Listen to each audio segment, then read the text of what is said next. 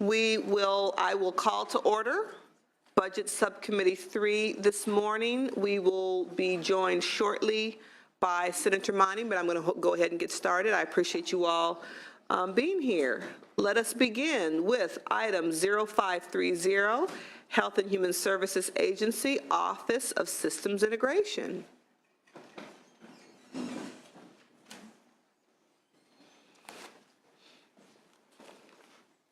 How are you?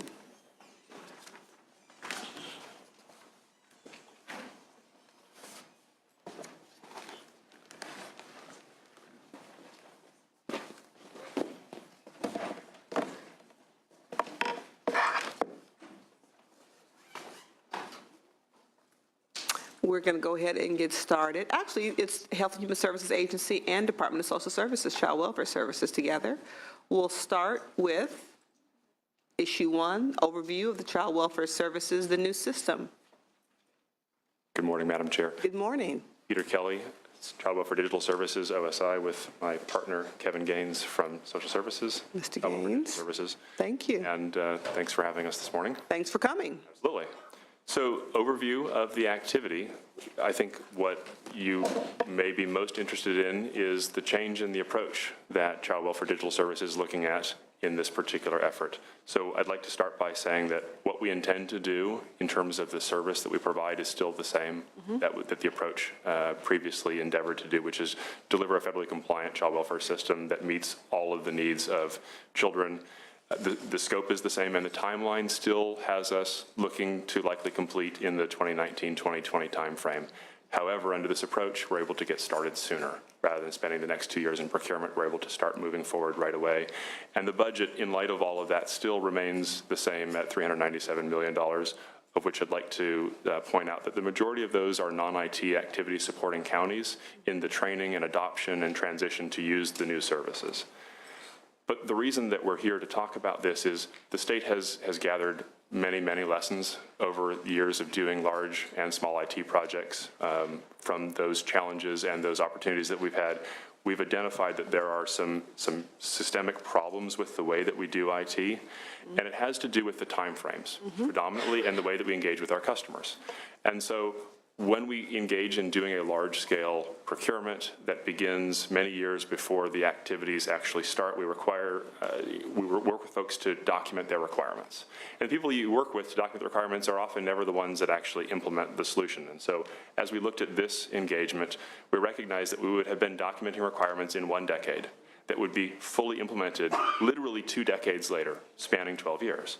And so that's a challenge. The other challenge is that implementation happens after technology has already changed. We look at the current system. The current system was implemented at a time where most people didn't have laptops and smartphones didn't even exist. And so we result in getting something that isn't what we need today, it's what we wanted, and it's already antiquated. But most importantly, customer engagement is too early and too late. It's not continuous and omnipresent throughout the entire effort. And so one of the things that Agile talks about is the importance of a constant engagement with its customer, breaking big projects down into smaller, less risky efforts, recognizing that IT is inherently complicated and business challenges at the state absolutely and ever-changing, and business challenges are complicated and ever-changing. We're expecting new federal rules in the SACWA-CWA space in the next year or two. We're expecting new technology to be ever coming out, and yourself and others continue to provide new guidance on how to do the work. And so we want to start from the place of what did we think we wanted to do, but recognize that change is one of the common efforts that will happen throughout. We will always be changing because the landscape is ever changing. And so to expect that a set of requirements that you document today and issue a contract for 2 years from now and complete 6 years from now would meet those current needs, it's not going to happen.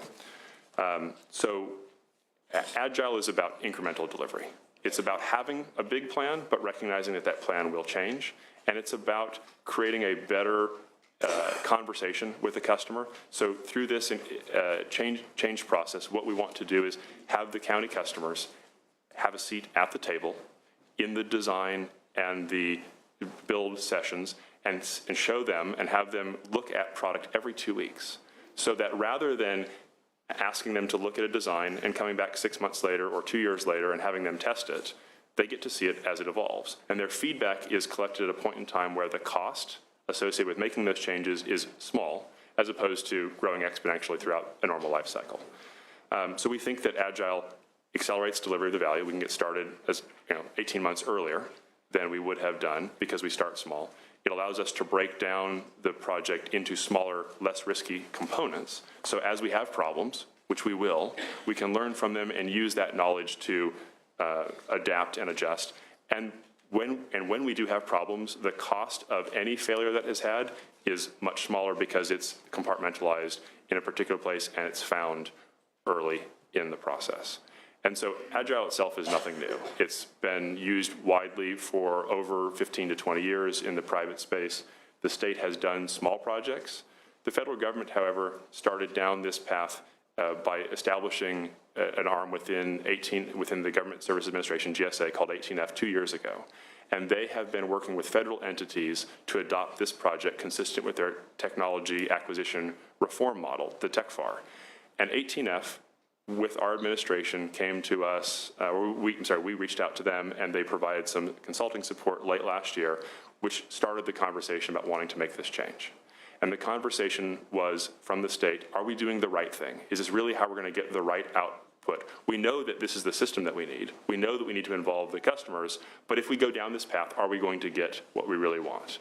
And I think we all knew the challenges that we would be faced against, and 18F and ACF, our federal partners in the administration, said, look at this other model. This is what we're doing in the federal space. We'd like to help you by engaging them with us and have them advise us through this process to see if there's a better way to do this based upon their experiences. And so the conversations that we had over that time period were, yes, there's a better way. It's about breaking the risk down into smaller pieces.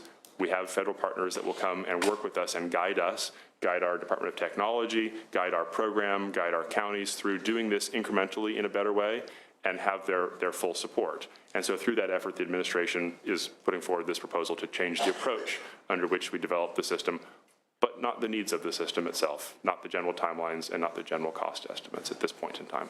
We expect that over time we'll learn more, and based upon that, we will come back and share. But through that, one of the things that we think is important is to foster complete open transparency through this effort. We expect that this will service as a demonstration project for the state, and so we want to engage in ongoing communications. We want more stringent requirements on reporting. We want to have full, complete transparency into the project, into the source code, and support the open source activity, which takes state of California dollars and federal dollars and makes them a public good by making what we build available to other states and the federal partners as well. It's so logical, it's a little scary. And I'm glad we're finally there. I hope other state departments get it and begin to look at this new methodology because it makes perfect sense. The one question I have is, what will be the difference in the experience and time commitment of your customer? So the difference in experience will be based upon the time commitment. Mm-hmm. There is a direct relationship. Mm-hmm. What we have done is work with CWDA. The partner, Kevin, Penny, Clark from CWDA, and myself make up our executive leadership team that oversee both the new system project and the existing legacy operation system. They have worked with counties to identify 6 core counties for each of the components of the child welfare digital services, intake being the first. And those core counties represent the rest of the state counties based upon size and complexity and the way that they integrate and do their work. And those core counties will have to be actively involved every week. So there is an expectation of time from a representative model of the workforce that does this on an ongoing basis from the beginning all the way to the end. And that is a fundamentally different change in approach, but it's one that allows them to provide feedback, and we provide the support in terms of the financial model to make that happen. Excellent. LAO, Finance, anybody else have any comments? So the next item, I'm sorry, on... I just wanted to check to make sure anybody else have any comment on the overview. LAO? Lourdes Morales, Legislative Analyst Office. We'll just note, as is reflected in the agenda, that this is a new approach for the state, and therefore do have a recommendation broadly for both proposals to revise the reporting requirement to reflect the shift from agile, from traditional to agile. We think not only will this help the legislature kind of evaluate the progress of this project, but as you mentioned, assess the benefits and challenges of using this approach on other IT projects in the state. Thank you. Anything else on issue 1? Okay, let's move on to issue 2, the budget change proposal, Child Welfare Services, the new system project. So the budget change proposal, issue number 2, predated the change in the approach. However, it is consistent with our ongoing needs moving forward. It contains an attorney to assist with the ongoing complexity of IT procurements and IT contracts. And having that attorney, as well as our social services attorney, in the now new world of smaller procurements and much more complexity in terms of the number of them is even more important. So that's the predominant ask. The other asks were with regard to converting some positions from limited term to full time because their need is ongoing, consistent. Also with moving some positions from the operations side to the project side because that's where there will be more work in the next couple of years. So that was, I believe, relatively minor in the scheme compared to item number 3. Thank you. Any comment from LEO or Finance? LEO. We have no concerns with this proposal. Excellent. Moving on to issue 3, the Spring Finance Letter, Child Welfare Services New System Project. So issue 3 is with regard to the change and the fact that we will be engaging in design and development activities here within months. So it's asking to bring $32 million forward in the time frame about 18 months before was anticipated doing such. And again, not an increase in the totality of the project. At this point in time, we believe that the $397 million is still consistent with the goals of the activity. But it also contains budget bill language to allow us for some flexibility that we normally wouldn't have. And the ask there is $5 million in general fund flexibility coupled with the same in federal fund flexibility. And the reason that we believe that that's incredibly important is this is new. We need the ability to be able to move at a faster rate than would ordinarily take place. And so to the extent that we are able to engage in additional service module activities, or that we are ahead of schedule in some places, bringing on additional resources to spin up 1 to 2 more development teams throughout the fiscal year would alleviate any concerns associated with having county resources engaged, but not have teams to support that activity. We believe that the reporting that we're committed to doing, this would never be a surprise, but the timeframes associated with going through approval to secure that amount of money, both with the state and our federal partners, coupled with the reporting requirements, would mean that we would never be agile enough or nimble enough to be able to engage in those contract needs. All of that being said, the amount that's being requested is consistent with the authority from CDT on project oversight. So it stays within a 10% deviation, well under a 10% deviation of the $397 million. And so those things that would require an SPR would still be preserved under this budget bill language. Thank you for that. LEO or Finance? We also have no concern with this proposal, but would just reiterate kind of generally for both the revision to the updating to the reporting requirement. Got it. Got it. Are there any other state departments that have used Agile?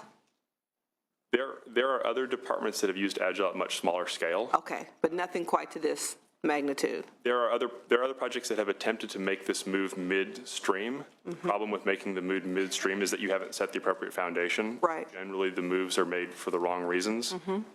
So I would say not at this scale from the beginning in the state of California at this time. Okay. Other states outside the human services space have made projects and developed projects in Agile and have been successful.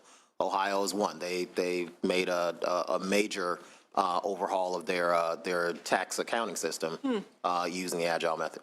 Beginning in 2012, I believe. 2012. Just completing recently. Correct. Okay. And the timeline on page 3 of the agenda, you're saying you are confident. I'm saying that those items that are immediately in front of us, I have a high level of confidence in. The farther we go out under any approach, I have Understandable. less confidence. So where we stand right now, I have spent the last 2.5 weeks evaluating the first set of proposals with the team that have come in around the technology components. The intake bids, which is the first business-facing service, is in the process of finalizing its solicitation. Vendor bid should be coming in a couple of weeks.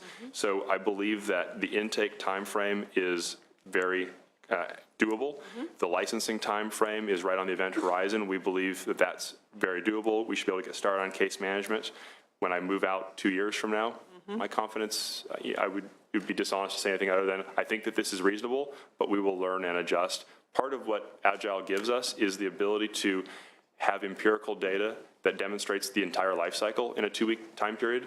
So when you look at a traditional project, you try to take lessons learned from procurement and apply them to system testing, and the two activities are disparate. Right. But in Agile, in a sprint or a 2-week cycle, you do everything from design through complete development and testing. And so when I can apply that estimate to the same sort of work, my ability to forecast the future becomes much more accurate. Yeah. That makes sense. Thank you very much.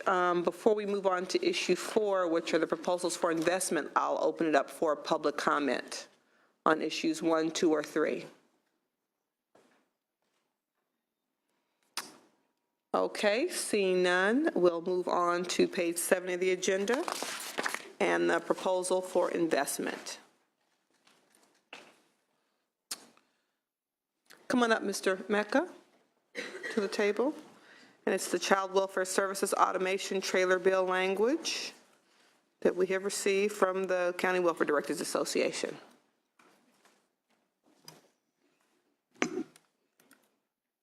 Thank you, Madam Chair. Frank Mecca, Executive Director of CWDA.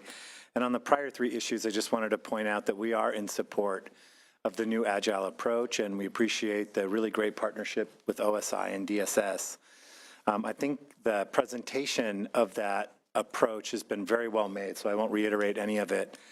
The agenda before you summarizes trailer bill language that CWDA is proposing that would essentially codify the agreements to make the county involvement in the project happen. The county involvement and the necessity of that involvement was well laid out by the project sponsors.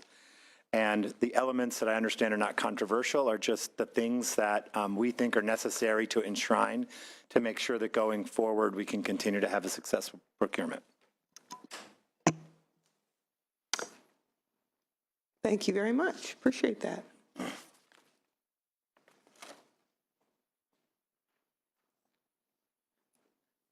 May we? That's it on that. Let's move on to 5180, Department of Social Services, Child Welfare Services. Thank you, Mr. Mecca. Issue 1, overview. We're on page 8 of the agenda. Madam Chair, thank you.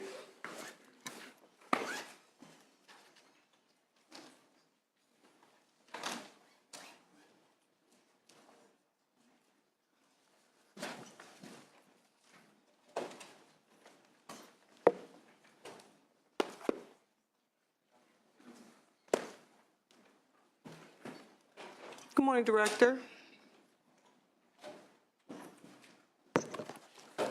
Good morning, Madam Chair. Will Lightbourne, Director of the Department of Social Services, and I'm joined by Greg Rose, who is our Deputy Director for Children and Family Services Division, and Sarah Rogers, who is our Bureau Chief with the Continuum of Care Reform implementation. Starting with Issue 1, the overview. We'll be brief because we know you have a very long agenda today. As you know, child welfare really has 2 wings. One is what we think of publicly as our CPS functions, which is prevention, early intervention, investigation, development of safety plans, and if necessary, detention and removal of children, and then working with families to solve problems. The other half of our system is what, again, publicly is sort of referred to as the foster care system. It's the out-of-home care continuum of efforts. Page 8 describes the trends in CPS activities, the caseload trends, which have declined over a sort of a decade plus, but have now stabilized. Pages 9 to 13 describes the out-of-home care system as it exists today. Right. And I emphasize that because although there, may very well be questions or specifics the committee wants to look at, a little later we're going to sort of do a deeper dive onto the out-of-home care system of the future when we get to the item on CCR. In the meantime, let me just sort of turn to the specific questions that you had asked us to address on page 14. First, as your report noted, caseloads declined and have now largely stabilized. In terms of sort of the budgeting side of child welfare, since realignment, the existing program is sort of within the local revenue fund, which almost all of which was sort of becomes a county fund source attached to a sales tax. And then there have been specific initiatives since realignment that the legislature has funded.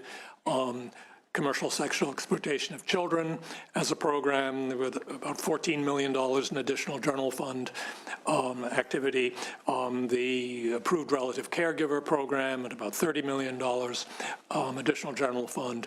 And then in 2015 was the large scale, or actually October 2014, the large scale expansion of the Title IV waiver program to a total of 9 counties, which bring us to about half of the caseload. And that changes the sort of the budgeting financing in that for those counties, their federal 4E participation doesn't ebb and flow with caseload, rather it's a fixed amount with a specific escalator. And the counties both have flexibility, but also undertake a degree of risk attached with possible caseload growth. Within the sort of overall sort of realignment local revenue fund, the way it was structured was that there was first a sort of an acknowledgement that there was a need for $200 million in restoration of funding from prior state actions that had reduced the child welfare budget. And then since that has been fulfilled, then in total there's projected through the coming fiscal year to be about $220 million in growth funds distributed among counties. The realignment report, which was submitted to the legislature at the beginning of the week, sort of details a lot of program activity that counties are involved in and sort of shows trends in expansion or contraction of particular activities. I would note one detail. The realignment report had sort of case carrying worker information attached by county. And since we issued it, more data is still coming in. And so we will issue a sort of an addendum for that as that comes in. I wouldn't want to think those counties that are listed as not responding haven't. Got it. It's been a timing issue in many cases. The second item on reporting of near fatalities, the actual sort of reports, the last report was issued in October 2014, covering 2012. We will issue another report in June covering 2 years, 2013, 2014, and then there'll be sort of annual from that point forward.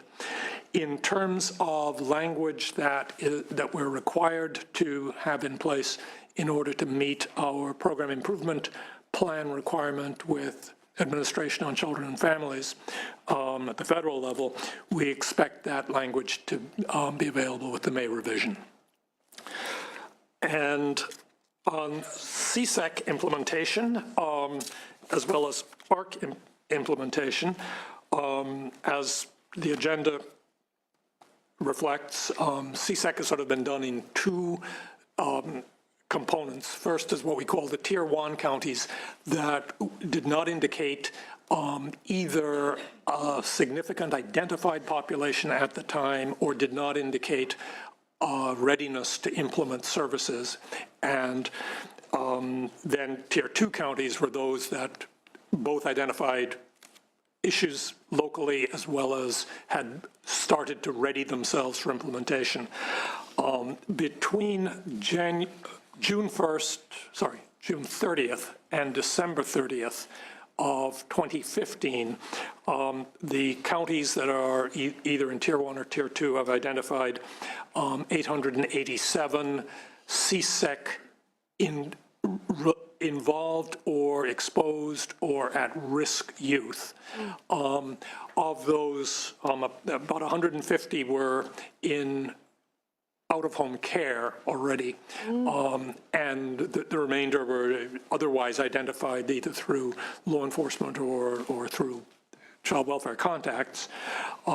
We expect that number is probably on the low reporting side, and as counties sort of become more familiar with the reporting tool, we think even for that period it will increase, and then we'll see sort of the build-out from there. On the approved relative caregiver program, which of course is a county optional program, as noted here, 49 counties have opted in. The 49 represent what percentage? Over 70%, closer to 80%. Okay, of the state caseload, and we expect that as other of those counties that have not opted in look at it and become familiar, there may be additional counties, but again, it's at county volition. So let me stop there and see if there are any specific questions on the system overview. None for me. Elio? Finance?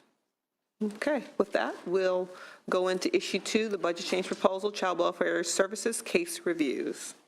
Thank you, Madam Chair. Greg Rose with the Department of Social Services. This budget request is for a unit of folks to help us do the work that's required by the third round of the Federal Child and Family Services Review.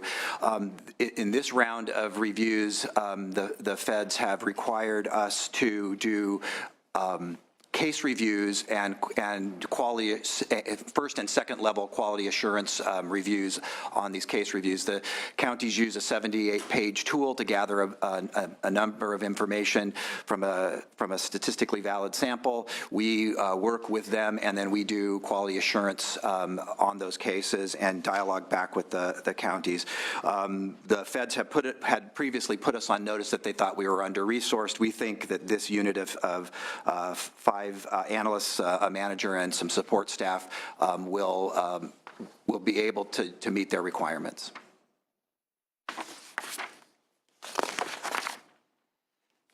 Any comment from Elio? Thank you, Madam Chair. Ben Johnson from the LAO. We have reviewed this BCP, and we do believe that the new round of federal reviews does require additional workload, so we have no concerns with the governor's proposal. Great, thank you. Finance, any questions? Excellent. We will hold that item open. We'll move on to page 16 of the agenda, issue 3, proposals for investment.